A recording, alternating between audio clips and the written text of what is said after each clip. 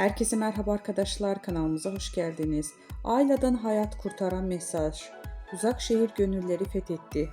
Kanal D'nin rekormen dizisi Uzak Şehir kendi gündemini yaratırken bir yandan da sosyal sorumlulukların mesajlarıyla hayata dokunuyorlar.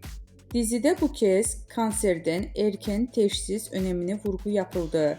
Kadınlar köy meydanına toplayan Ayla'nın erken teşhis hayat kurtarır temalı sahnesi izleyicilerinden tam not aldı. Dizide hekim olan Ayla, kadınlar biz bedenimizi de yuvamız, bedenimizi koruyacağız diye seslendi. Bir ağrı hissederseniz, bir kitle elinize gelirse veya vücudunuzda bir değişiklik fark ederseniz mutlaka doktora başvurun. Kanserde erken teşhis gerçekten hayat kurtarıyor sözleriyle izleyicilerin farkındalık yarattı. Uzak şehir bu anlamlı hareketiyle bir kez daha gönülleri fethetti.